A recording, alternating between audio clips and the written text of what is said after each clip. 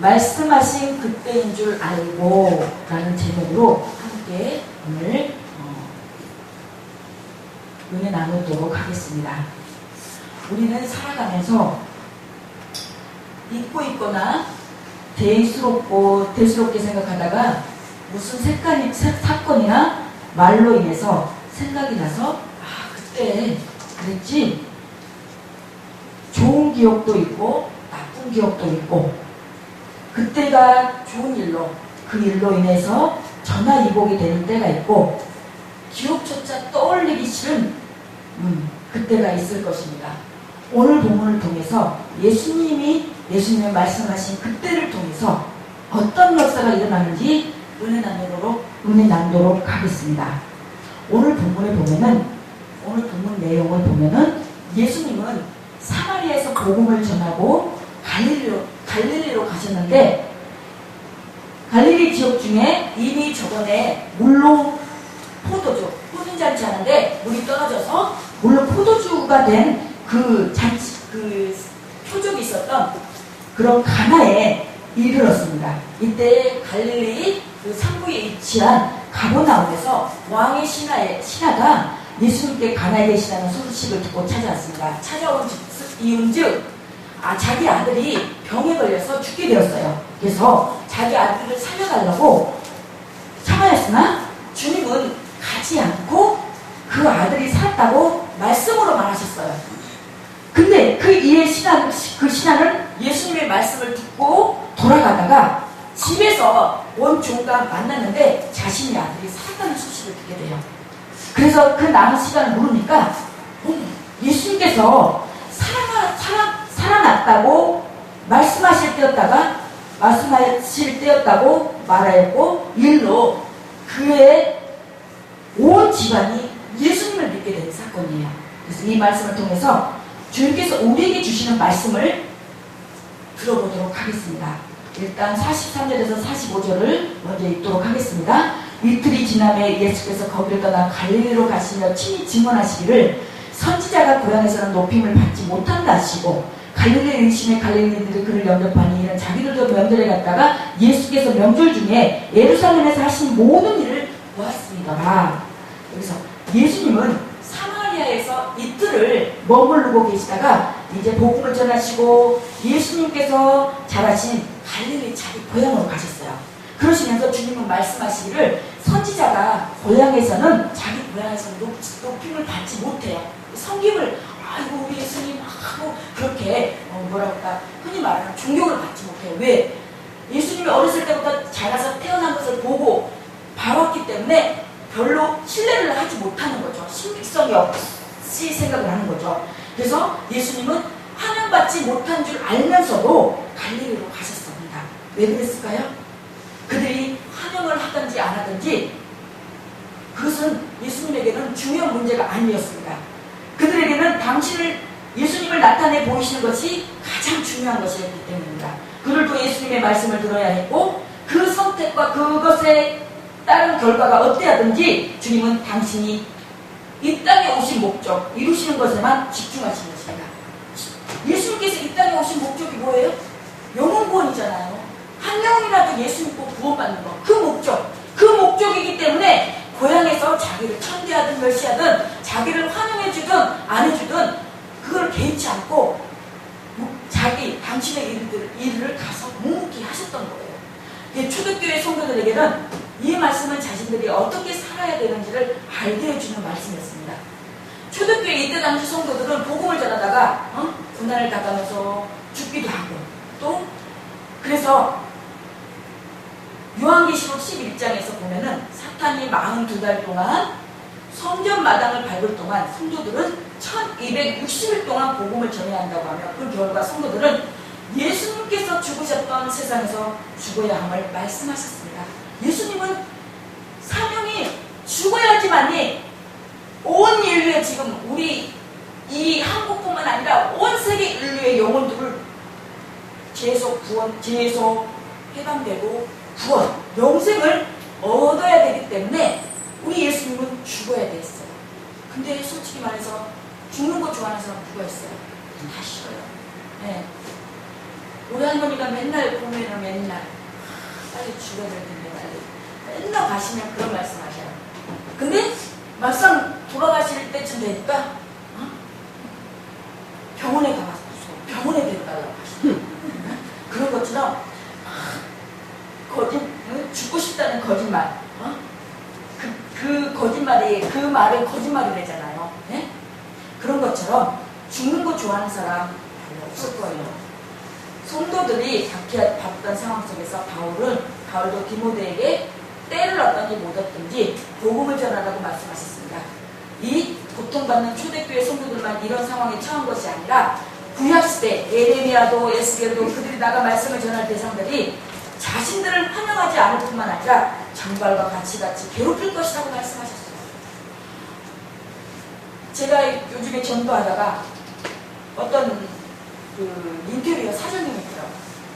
옛날에 얘기를 해보니까 옛날에 자기도 교회를 다니고 장로까지, 제 동생도 목사인데 여기서 자기 동생의 기도로 산다고 자기 입으로 고백하더라고요. 근데 정작 제가 교회에 다시 회복하시라고 그랬더니 하나님 뜻대로 살아야죠.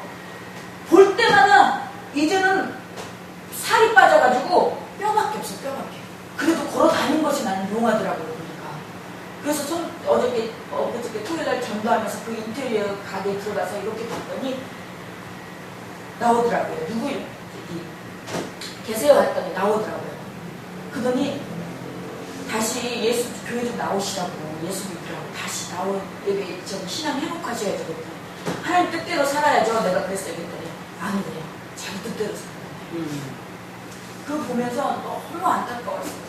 이제 다 완전히 그 자기 고정관념의 틀에 박혀가지고 정말 그 영혼이 너무 불쌍해서 그런 것처럼 요즘 날에 전도지 가면 갈수록 전도지 그나마 우리 여기 금정지역에는 전도지 주면 읽기라도 한대요. 보니까 읽기라도 하고 뭔가 쳐다보기라도 한대요. 근데 다른 지역 서울 같은 경우에는 받지도 않는데요. 받지도 않고 그러는데 그만큼 그래도 받든지 안 받든지 그래도 우리 할 일은 복음 전하는 거예요. 그 영혼이 예수라는 예자만 알아도 우리는 하나님 앞에 그래도 다 했다고 떳떳하게 당당하게 내놓을 거는 없지만 그래도 하나님 앞에 조금이라도 우리가 면목을 쓴다는 얘기죠. 네? 그래서 우리가 그럼에도 불구하고 예수님께서는 갈릴리에서 환영 받지 못한 것을 아시면서도 들어가셨던 것처럼 우리도 복음을 들고 세상으로 나가야 됩니다. 복음 들고 가족에게, 자녀에게, 이웃에게 나가야 합니다. 우리를 환영하지 않는다고 여기는 사람들에게 복음을 전해야 하는 것이죠. 그런데 이상한 일이 벌어졌습니다. 그것은 갈릴리 사람들이 예수님을 영접했다는 것입니다. 갈릴리 사람들이 예수님을 영접한 이유를 본문에서 밝혀주는데 그것은 그들이 예루살렘에 내려갔다가 예수님께서 행하신 일들을 보았기 때문이라고 말씀하십니다.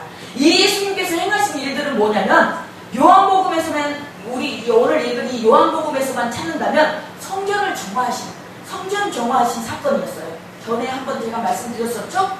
이 외에도 많았을 것이라고 보여지는데 그들은 명절에 예수님께서 예루살렘에 행하신 것을 보고 주님을 믿기 시작했어요. 주님을 영접했어요.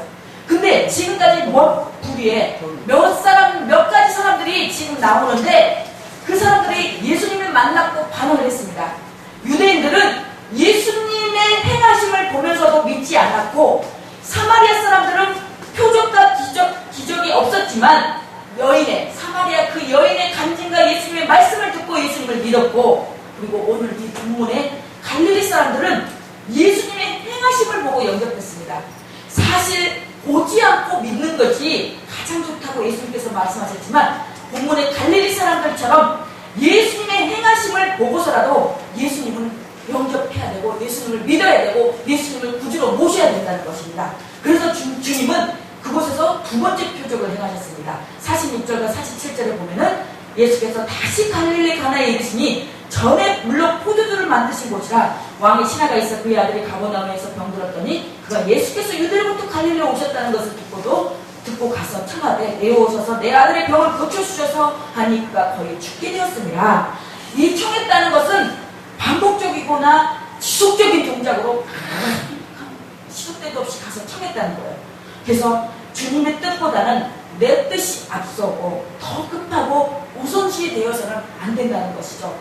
이 하나님의 자녀로서 첫 번째는 아무든지 누구든지 예수님을 따르려거든 자기를 부인하고 자기 부정하고 자기 생각, 자기 방법이 옳다고 주장하여 주여 이렇게 해주셔야겠습니다 라고 자기가 주인이 돼가지고 자기가 주님을 좌지우지하는 거예요. 주님이 주인이 돼야 되는데 내가 주인이 돼갖고 내가 필요할 때 주님을 필요할 때만 쓰는, 내가 어렵고 힘들 때만 쓰는, 그때만 주님을 찾는 그런 주님으로 이끌려는 것이 그런 모습은 주님의 자녀의 모습이 아니라는 것입니다. 그래서 예수님께서는 이 갈릴리 지역에 그 첫 번째 표적이 있었던 가나에 예수님께서 이르렀을 때에 이 소식을 듣고 한 사람이 찾아왔는데 그는 왕의 신하 아들, 왕의 신하라고 하고 있습니다. 왕의 신하라고 하면은 지도 있었고 돈도 있을 것이고 예수님을 찾아온 이유는 자기 아들의 병을 고쳐달라고. 아들이 죽게 되었으니 뭐 체면이 문제겠어요, 거리가 문제겠어요. 아들 사는 게 목적이니까. 어찌됐든 간에 아들을 살려달라는 그 결핍, 간절한 때문에 예수님을 찾아온 거잖아요. 이 땅의 모든 사람들에게는 종류가 다를 뿐, 문제가 다를 뿐, 다 결핍이 존재합니다. 다 만족하며 사는 사람은 없잖아요. 그러나 그 결핍의 문제를 예수님께 가지고 나온 사람은 많잖아요. 심지어는 교회를 다니는 사람들조차도 하나님을 철저하게 의지하지 않습니다. 세상의 방법으로 세상에 기웃거리고 잔머리를 굴려서 해결해 보려고 합니다. 본문의 왕의 신하는 누가 진정으로 자신의 문제를 해결해 줄 이인 줄을 제대로 안 사람이었어요. 문제가 있어서라도 주님을 찾는 것은 정말 은혜예요, 은혜. 하지만 우리들의 신앙은 문제가 신앙이었으나 관심을 자유하게 해서는 안 됩니다. 문제가 있으면 열심히 성도로 변하고 문제가 없으면 다시 나태해지는 자들이 아니라 문제 상관없이, 문제 있고 없고 상관없이 언제나 하나님 앞에 신실한 성도들이 되어야 한다는 거예요. 그는 예수님께 와서 말하기를 내려오셔서 내 아들의 병을 고쳐주소서 하니 그가 거의 죽게 되었으니라고 하였습니다. 이 신하의 위기는 죽을지도 모른다는 것이 아니라 이대로 두면 반드시 죽는다. 이거는 뭐 선택의 여지가 없는 거예요. 그러니까 예수님 당장 내려오라고. 여기 보니까 병 들었다고, 그 병을 고쳐주셔서 하니 그가 거의 죽게 되었다고 했어요. 그가 거의 죽게 되었는데 그래도 지금 예수님께서 상황이 더 위급한 상황을 지금 알리기 위해서 아니 제발 내려오셔서 내 아들의 병을 고쳐주셔서 고쳐달라고요. 그런데 지금 간절히 지금 말하는 것입니다. 왜 사람들은 이렇게 죽게 된 것이 문제일까요? 죽지 않아야 영광이라고 생각하는 것일까요? 아니면 사실 예수님은 당신은 실패처럼 보이고 패배처럼 보이는 죽음을 통해 이기셨는데 우리들은 죽기 전에 문제를 해결하려고 합니다. 여기서 죽기 전이라는 말은 우리에게 적용하면 사회 문제가 생기기 전에, 내가 병이 아프기 전에, 자녀가 속썩이기 전에, 문제가 꼬이기 전에 해결해 달라는 것이죠. 만약 그렇지 않고 사업이 망하거나 건강이 악화되거나 문제가 꼬이면 하나님은 더 이상 안 계신 것처럼 생각하는 것이고 생각만 하는 것이 아니라 아예 이제는 하나님이 안 계셔 그러고 떠나버린다는 것입니다. 그렇죠? 마찬가지로 우리 하나님은 우리가 원하는 복은 주시지 않고 조금만 잘못해도 벌을 내리시는 분처럼 여겨지기에 하나님을 멀리하고 그런 하나님은 원치 않으신다는 거죠. 그래서 하나님이 항상 우리에게 복만 주시고 이김만 주시고 그래야 하나님 되는 줄 알고 있어요. 그러나 내가 생각했던 것과 달리 내게 손해를 끼치거나 고통을 준다면 더 이상 하나님이 아니게 생각한다는 거죠. 내가 교회를 다니고 하나님을 믿으면 반드시 잘 돼야 돼. 되는데 어떤 이런 것들이 제대로 나의 충족 욕구가 되지 않으면 떠나버리는 거예요. 교회도 그렇고 그동안 그렇게 서로 관계 맺었던 그런 관계는 생각도 안 하고 요만큼 요 한 가지 서운한 거, 잘못한 거, 서운한 거 생각해서 자기한테 조금이라도 이해가 안 되고 유익이 없으면 떠나버리는 거예요. 그게 뭐가 세상 사람들하고 다를 바 뭐 있겠습니까? 아니, 세상 사람들보다 더하는 거예요. 세상 사람들도 예수님을 모르는 사람들도 은혜를 안다고 했어요.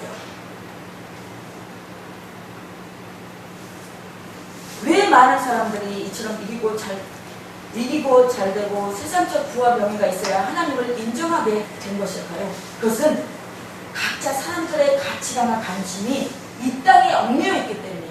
이 땅에 내가 잘 먹고 잘 살아야 되고 내가 내 수준에 조금이라도 이 돈이 있어야지 불안하지 않고 내가 죽어서 자식들한테 뭘 선물려. 그렇기 때문에 항상 이 땅에 관심을 갖고 있기 때문에 뭔가 정조근근하게 뭘 어떤 식으로든 해서든 이 물질적인 것을 거기에 의존하고 충족이 돼야 돼요. 항상 비축이 돼야 돼요. 어저께도 제가 어디 우리 결혼식에 갔다가 옆 전철을 타려고 금요명에 가니까 어디서 많이 보신 분이 이 떡을 하나 놓고 떡을 하나 주면서 사라고. 이렇게 봤더니 우리 처음에 오셨던 그 할머니, 그 어르신이더라고요. 그래서 아직까지 왜 저러고 사니실까? 너무 떡 하나 사달라고 하는 모습이 너무 초라해 보이고 저렇게까지 하지 않아도 사실 양반이 왜 저러고 다닐까? 제가 예전 같았으면 제가 그 떡 사줬어요. 근데 별로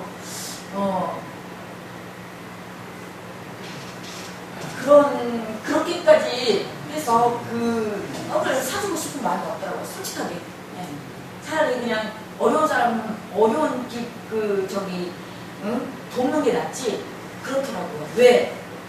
저는 그분이 그렇게 하지 않아도 될 만한 형편인데 왜 굳이 그렇게 하면서까지 다니냐 이거예요. 왜?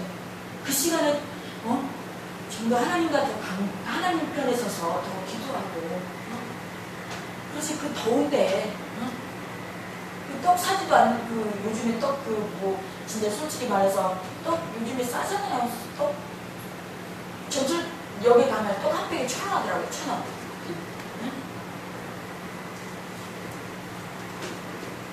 바울은 자신의 표대가 하늘에 있고 시민권이 하늘에 있기에 이 땅에서 잘되고 있고 부와 명예가 높아지는 것에는 관심이 없었습니다.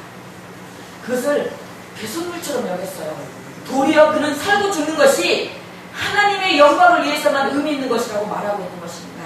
만약 죽는 것이 하나님의 영광이라면 죽는 것이고 만약 실패하는 것이 하나님의 영광을 위한 것이라면 실패하는 것이었어요. 그러나 이기는 것이었어요. 질 것 같으나 이기는 거 있었고 죽는 것 같으나 산 바울이었습니다. 예수님은 지심으로 이기셨고 그를 따르는 많은 사람들도 지는 사람으로 지는 것으로 이겼던 것입니다. 그러므로 이 땅에서 죽는 것, 이기는 것, 잘 되는 것이 항상 선이거나 이김이 아닌 것입니다.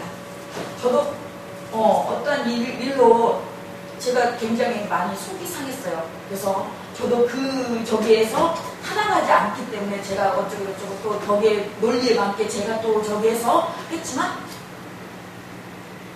막상 제가 그걸 논리정연하게 해서 그 사람에게 전했지만 내 마음은 편치 않았어요.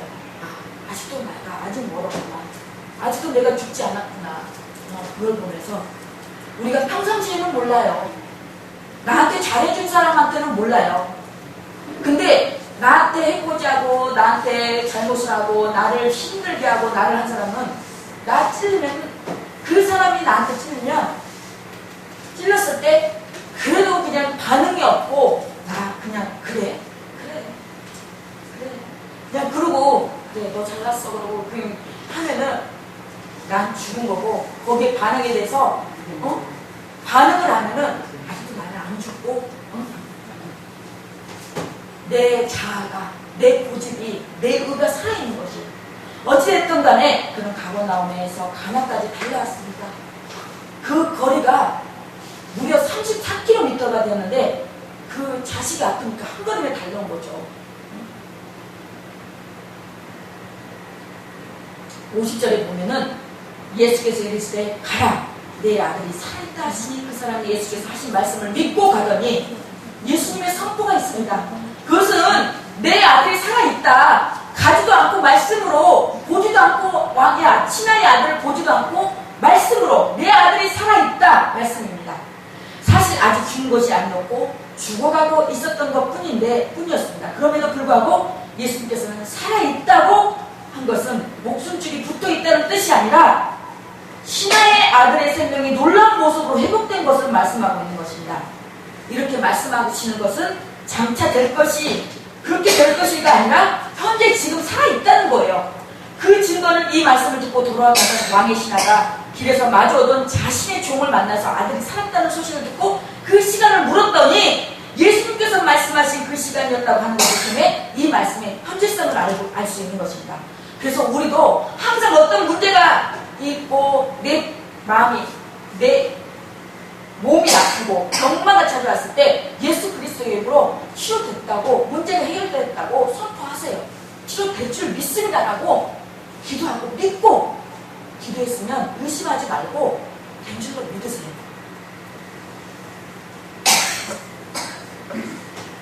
마치 한자가 엘리제 세상의 말씀을 듣고 얼굴에 수색이 없이 집으로 돌아갔던 것과 같은 것처럼 마치 베드로가 밤새 고기를 잡지 못했지만 깊은 데로 가서 그물을 내리라는 예수님의 말씀을 믿고 그물을 내리고 금방이라도 삼켜버릴 것 같은 파도치는 바다로 예수님의 오라는 말씀을 의지하여 발을 내딛었던 것 같은 것입니다.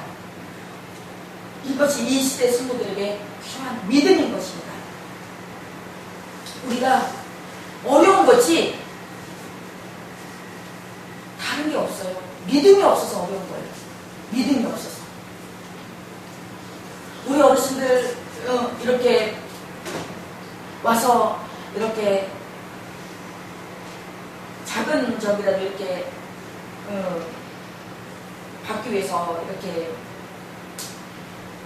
그렇지 않아 보시는 분들도 있지만 그러신 분들도 그거 없으면 큰일 날 것 같아요. 허전해요. 근데 그렇지 않다는 거죠.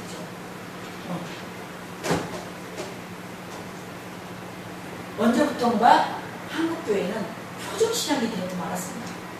자신이 원하는 걸 얻고 자신이 생각한 것보다 더 놀라운 심리적인 현상 앞에 신앙적 이성을 내놓고 그것을 하나님처럼 섬기는 어리석음이 우리 속에 있습니다. 저 또한 있습니다. 말씀만을 붙들고 자신에게 일반적인 어떤 기적이 일어나지 않아도 하나님만을 섬기는 신앙인이 되어야 합니다. 지금 한국교회의 위기는 교회의 재정도 아니고 사람들의 숫자도 아니고 건물이 있고 없고도 아닙니다. 이 가버나움이라는 뜻은 예수님은 이곳에서 가난한 자 약한 자를 위해 수많은 기적을 베풀었습니다. 이러한 기적을 베풀었음에도 불구하고 많은 사람이 회개하고 믿지 않았기 때문에 예수는 성읍이 몰락할 것이라고 예언했고 6세대는 이 성읍이 테라카에서 사람이 살지 않게 되었던 것이죠. 그렇습니다. 지금 나에게 문제가 있는 거, 교회적으로 어려운 거, 이 나라 민족 어려운 거, 한국교회 어려운 거 다 나의 죄로 인해서 회개하지 않았기 때문에 일어난 것이죠. 회개하지 않았기 때문에 우리는 정말 하나님의 내가 옛날 뭔 죄가 있어서 회개하라고 하나 그렇게 생각하지 마시고 하시지 마시고 정말 하나님 앞에 정말 진정 회개하다는 열매를 맺으세요. 저 또한 그래서 저도 늘 하나님 앞에 먼저 제가 처음 예수님 믿었을 때는 그 뭔가 정말 그 말할 수 없는 그 정말 감격 그 정말 예수님의 말씀만 들어도 찬양만 들어도 막 정말 눈물이 나고 정말 은혜가 깊었는데 요즘은 너무 제가 이것 이거 저희 하다 보니까 이게 그런 그때 그 믿음이 그 은혜가 식어지는 것 같아요. 식어져.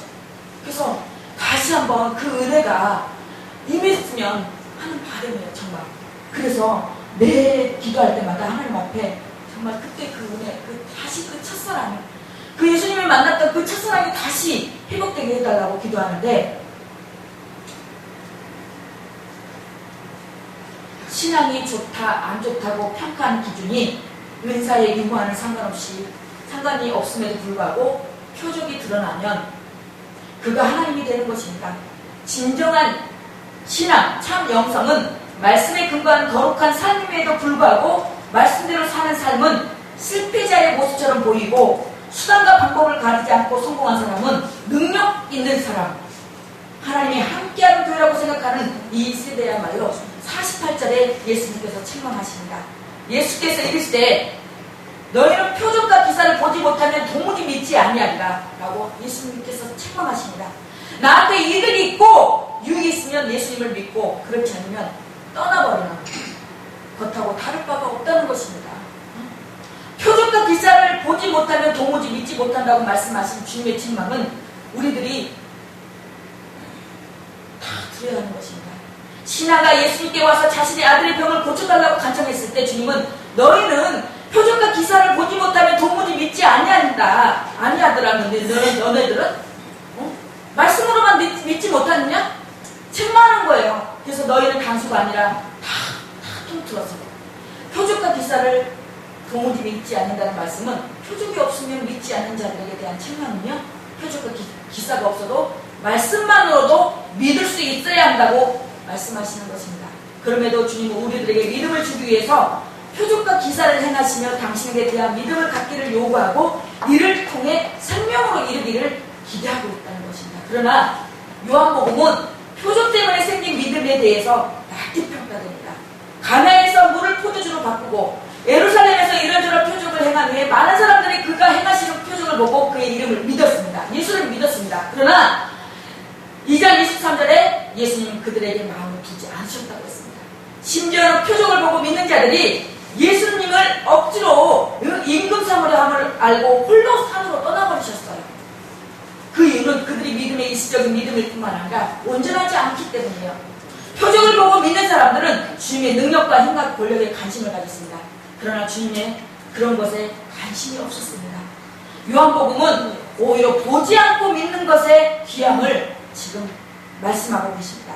사마리아 사람들은 예수님이 어떤 기적도 행하지 않았지만 그의 말씀을 듣고도 믿는 자가 더욱 많아졌다고 했습니다. 의심 많은 도마에게는 나를 본고로 믿느냐? 보지 못하고 믿는 자들은 더 복됐다고 했어요. 우리가 기도하는데 뭐 환상을 봤네, 꿈을 봤네, 뭘 했네. 그렇게 해서 정말 예수님께서 그 사람을 써야 되고 그 사람을 연결시켜야 되는데 도무지 믿음이 없으니까 그 사람에게 어떤 병을 낫게 한다던가, 어떤 사람이 예수님 내 이 문제 해결하면 주의 종이 되겠습니다. 예수님 제 병을 고쳐주세요. 그럼 주의 종이 되겠습니다. 그래서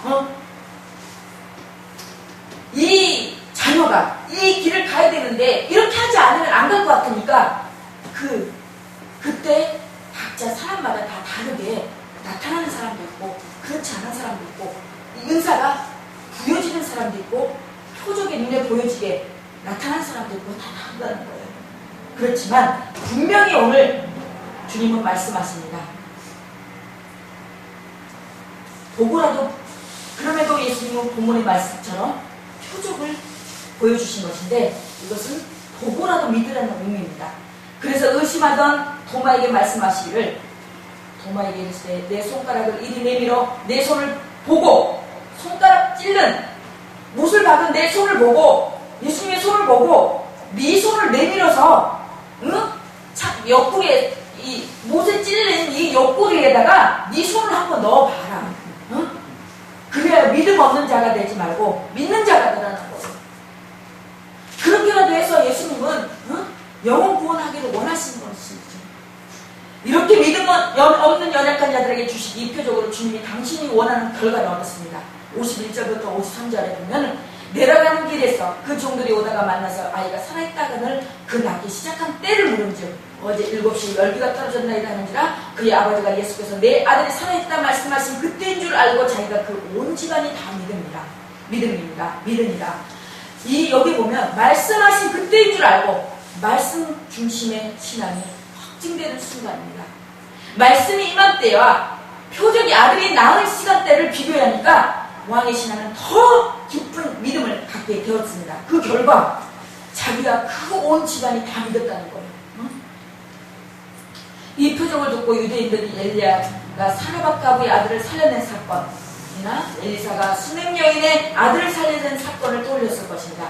엘리야와 엘리사는 유대인에게는 가장 인상적인 기억으로 남아있는 선지자들입니다. 특히 엘리야는 죽지 않고 하늘로 승천했고 유대인들은 구약에서 예언한 엘리야가 다시 오기를 기다리고 있었습니다. 요한복음은 이 표적을 통해서 예수님이 엘리야, 엘리사 같은 선지자이며 메시아라는 것의 표적이었습니다. 그리고 이를 믿음으로 말 생명에 이르도록 축정하고 있습니다. 사랑하는 성도 여러분, 저와 여러분은 예수님을 믿고 있다고 확신합니다. 그래서 말씀 중심의 신앙으로 나가야 되고 그 믿음이 표적이나 기사에 흔들리지 않기를 바랍니다. 내 삶에 내가 바라는 표적이 일어나지 않아도 도리어 예수님 때문에 손해와 핍박이 와도 내게 주어진 재능과 건강과 명예가 죽은 것과 같은 현실에 부딪혀도 오직 말씀을 믿고 말씀대로 살아가는 우리 성도님들이 되시기를 예수 그리스도 이름으로 간절히 축원합니다. 아멘. 사랑하는